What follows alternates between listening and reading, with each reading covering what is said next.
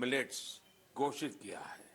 आपको ये जानकर भी बहुत खुशी होगी कि भारत के इस प्रस्ताव को 70 से ज्यादा देशों का समर्थन मिला था। अगर सारे किसान मिलकर गेहूं चावल को छोड़ के इनको उगाएं तो हजारों करोड़ का तो भारत का खर्चा बच जाए दवाइयों का। आप गेहूं खा के 2 घंटे बाद शुगर चेक कराते हो, बढ़ी हुई आती है ना कई बार, आप ये चेक कराओगे खा के तो नहीं बढ़ी हुई आती। आज दुनिया भर में इसी मोटे अनाज का, मिलेट्स का क्रेज बढ़ता जा रहा है। साथियों, जब मैं मोटे अनाज की बात करता हूं तो मेरे एक प्रयास को भी मैं आज आपको शेयर करना चाहता हूं। पिछले कुछ समय से भारत में कोई भी जब विदेशी मेहमान आते हैं, राष्ट्राध्यक्ष भारत आते हैं, तो मेरी कोशिश रहती है कि भोजन में भारत के मिलेट्स यानी हमारे मोटे अनाज से बनी हुई डिशेस बनवाऊं। और अनुभव यह आया है, इन महानुभावों को यह डिशेज बहुत पसंद आती है और हमारे मोटे अनाज के संबंध में, मिलेट्स के संबंध में काफी कुछ जानकारियां एकत्र करने का वो प्रयास भी करते हैं। मिलेट्स, मोटे अनाज प्राचीन काल से ही हमारे एग्रीकल्चर, कल्चर और सिविलाइजेशन का हिस्सा रहे हैं। हमारे वेदों में मिलेट्स का उल्लेख मिलता है और इसी तरह पुराण नुरु और तोलकप्पियम में भी इसके बारे में बताया गया है। आप देश के किसी भी हिस्से में जाएं, आपको वहां लोगों के खान पान में अलग अलग तरह के मिलेट्स जरूर देखने को मिलेंगे। हमारी संस्कृति की तरह मिलेट्स में भी बहुत विविधताएं पाई जाती हैं। ज्वार, बाजरा, रागी, सावा, कंगनी, चीना, कोदो, कुटकी, कुट्टू, ये सब मिलेट्स ही तो है। भारत विश्व में मिलेट्स का सबसे बड़ा उत्पादक देश है। इसलिए इस पहल को सफल बनाने की बड़ी जिम्मेदारी भी हम भारतवासियों के कंधे पर ही है। हम सबको मिलकर इसे जन आंदोलन बनाना है और देश के लोगों में मिलेट्स के प्रति जागरूकता भी बढ़ानी है। ये मिलेट्स की 5 कटोरियां जाते टाइम देख लेना। बताओ पांचों के नाम। इसको हम कोदो बोलते हैं, कोदरा मिलेट है ये, जिसके कोदो यानी कि कोदरा, और फिर एक है लिटिल मिलेट है सर। लिटिल मिलेट, इसको क्या बोलते हैं? कुटकी बोलते हैं। कुटकी।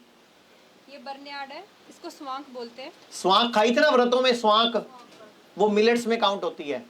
गेहूं चावल भी मिलेट्स हैं, लेकिन ये नेगेटिव मिलेट्स हैं। हम बात कर रहे हैं पॉजिटिव मिलेट्स की। ये ब्राउन टॉप है, इसको हम हरी कंगनी बोलते हैं और फॉक्सटेल इसको कंगनी बोलते हैं।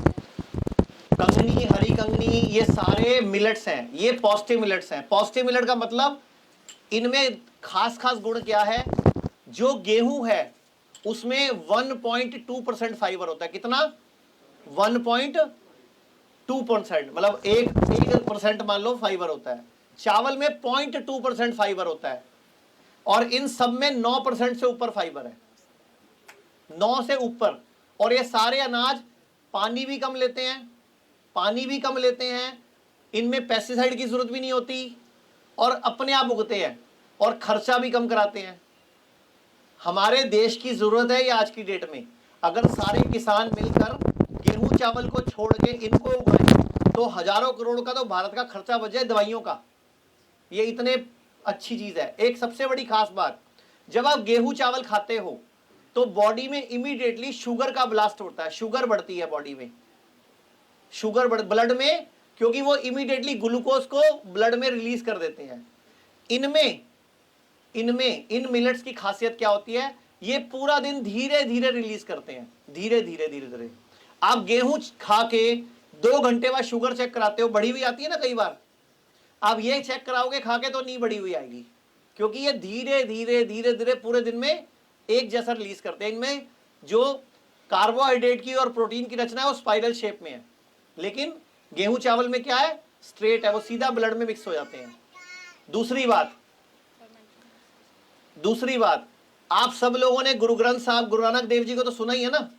गुरु नानक देव जी के वृतांत में जब उन्होंने भागो के हाथ की रोटी खाई थी मर्दाने के साथ, तो कोदरे की रोटी खाई थी। वो कोदरा इसमें है, कहीं नहीं लिखा हुआ गेहूं की रोटी खाई थी, कहीं नहीं लिखा हुआ चावल खाए थे।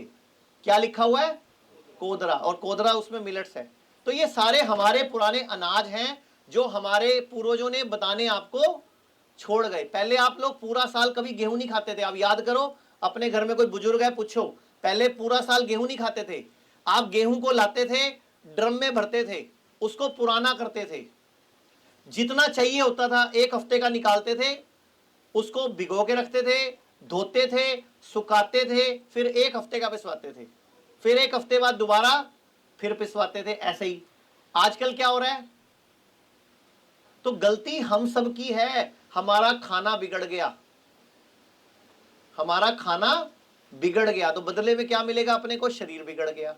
तो आपको एक चीज तो बताई है कि 70% एनर्जी को तो भोजन चाहिए ही नहीं। धूप, हवा, पानी और आपके रिश्ते और आपका दिमाग और आपकी एनर्जीज, तो 70% तो यही है, 30% ही भोजन है ना।